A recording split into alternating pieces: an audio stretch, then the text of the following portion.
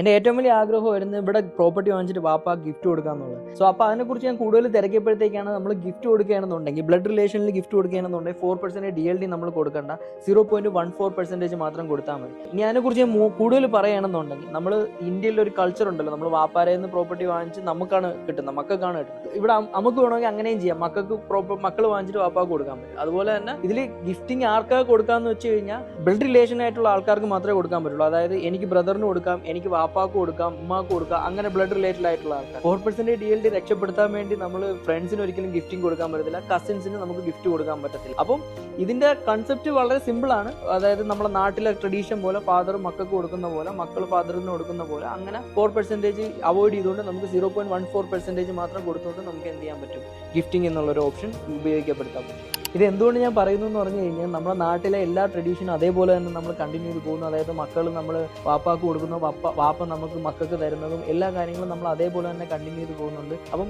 നമ്മൾ ദുബായ് എന്ന് പറയുന്നത് നമുക്കിലേക്ക് സെക്കൻഡ് ഹോം പോലെ ഒരു സിറ്റി ആയി മാറിക്കൊണ്ടിരിക്കുകയാണ്, ശരിക്കും കേരള പോലെ തന്നെ.